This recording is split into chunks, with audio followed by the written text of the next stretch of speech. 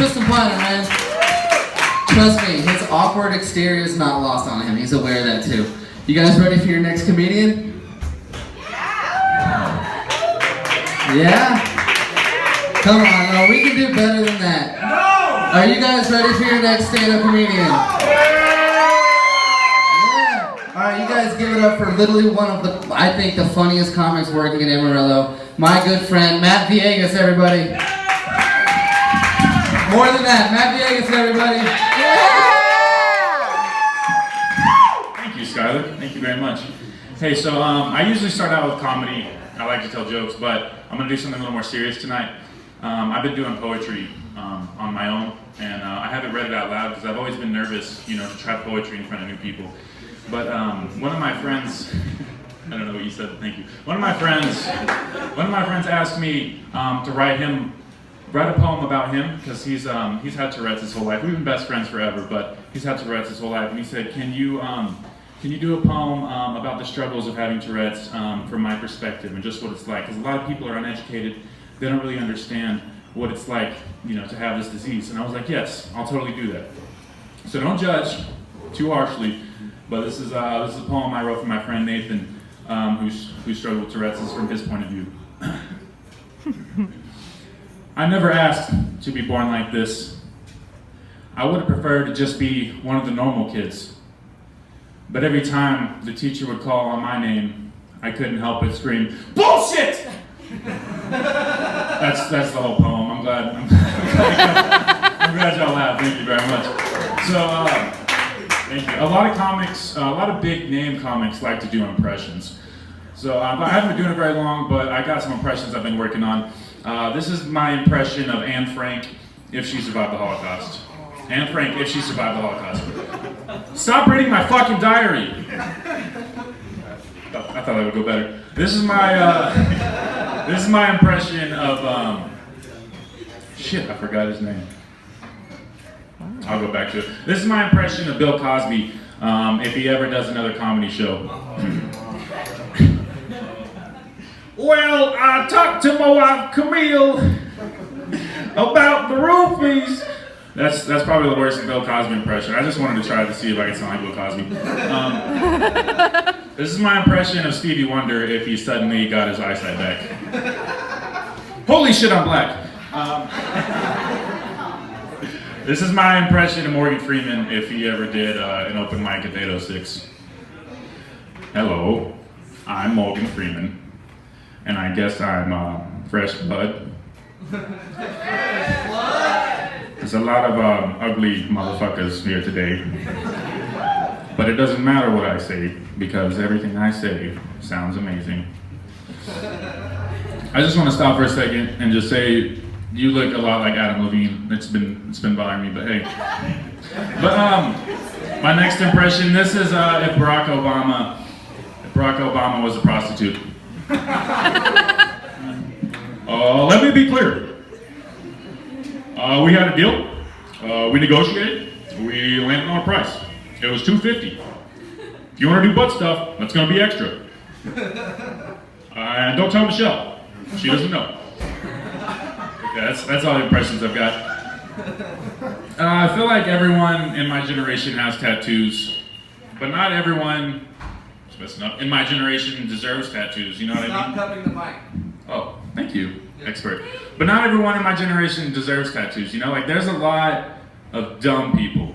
Like there's a lot of dumb people. Like everyone knows someone with horrible, disgusting, like just terrible looking tattoos. Like they got him in prison. And they're just like, yeah, man, check this out. My homeboy did it. Like, is your homeboy in pre-K? Because that looks awful. Is your homeboy Michael J. Fox? Because you need to go back to the future and fix that shit. Don't get offended on me now. I just started. What's funny though is people they try to have deeper meanings for their tattoos. Like, just say you got your tattoo because it looks cool. You don't need a deeper meaning. Like people will be like, oh yeah, I got these Asian symbols, peace, tranquility.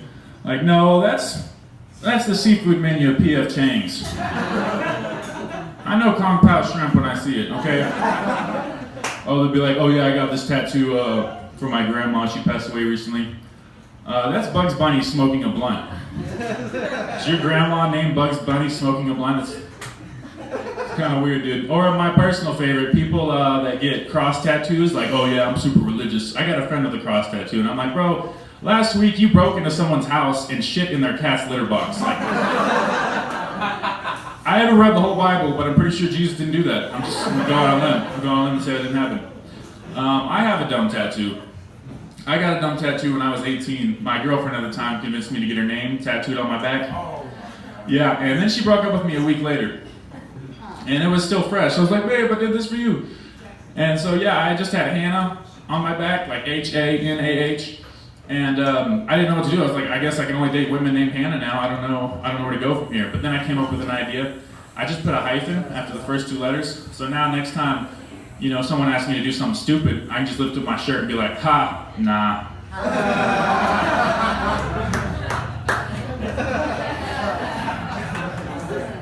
So you guys, do you guys ever think about like cool ways?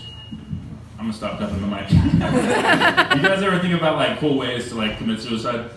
Like, I'm not suicidal or depressed. I just think of cool ways to go out. You know, like I want to choose how to go out. I want to go out in a fun way. Like I was going ziplining recently, and I was just thinking like, what if I'm just halfway down? I just cut this cord and scream out, "Peace out, bitches!" And people be like, what the hell was that? Was he like depressed? And my friends would be like, no, that's just Matt. You know, he just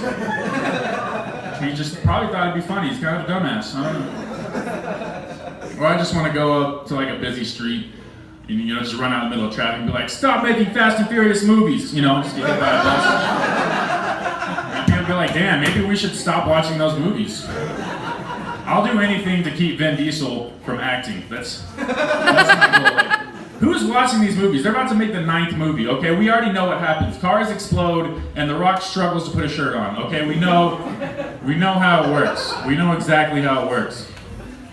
Another good one, as you can tell, I'm a tall guy, so whenever I see a low-hanging ceiling fan going really fast, I'm like, yeah, I can make that. I can definitely make that.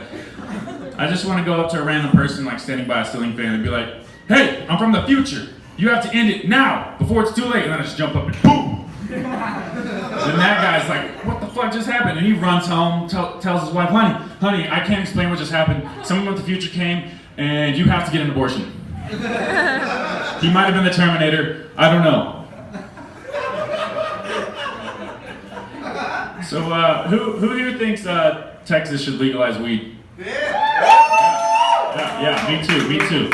I don't see a reason why it's not legalized. Did you guys know, starting in September, you can legally open carry a sword?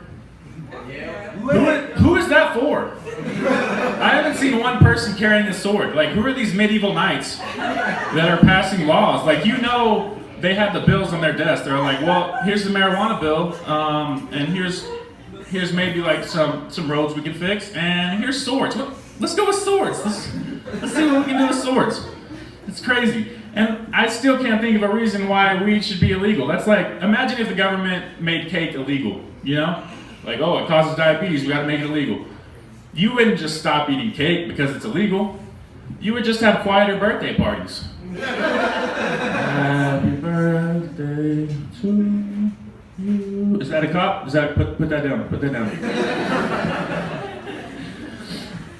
So, yeah, sincerely, you guys excited for Halloween? Yeah, I don't really like Halloween, you know. I did decide on a costume though. I decided I'm gonna go to Halloween as Hugh Hefner, because you know, dead. Well, sometimes you laugh, sometimes you don't. You just gotta be careful about these Halloween parties you go to. Last Halloween, I was dressed like a ghost, so I went to this like crazy ghost party. I thought it was gonna be really cool, but it turned out to be a Klan rally. Yeah, I wasn't ready. I was like, I had to find some clues, because I didn't know at first. I was like, okay, you guys are spooky, but why are you only trying to scare black people? And are you guys gonna, that cross is on fire. Someone gonna put that out? This is being crazy. And I was gonna leave as soon as I found out. I really was, but they had some good weed. They really did. You could barely taste the racism. It was some good shit. And the more I talked to them, the more I kind of like saw, you know, they had one or two good ideas. Like maybe Asians shouldn't be driving cars. You know, like If you can't Tokyo drift, give up your keys, okay? Insurance is expensive enough without you guys running into shit. That's all I'm saying. That joke's really funny if you're not Asian. Fun fact, thanks to texting and driving, we all drive like Asians. Yeah, even the playing field. Good job, Steve Jobs. And they had another good idea, you know? I was like, you know what? Maybe black people do steal too much. Yeah? Whoa. I can say that. I have a black friend named Jamal. I'm not totally joking. His name's Dave. I just call him Jamal. Okay, so who was here at the last open mic 2 weeks ago?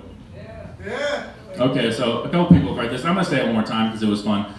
I like to close out, because I say some offensive things, I like to close out with a joke that brings people together, you know, makes everyone happy, you know, which just brings peace to everyone, so no one's mad anymore. And I just met this woman. Well, I didn't just meet her. We've been dating for a while now. I found the perfect girl. She's perfect for me. We finish each other's sentences. She gets me in so many ways that I can't even explain.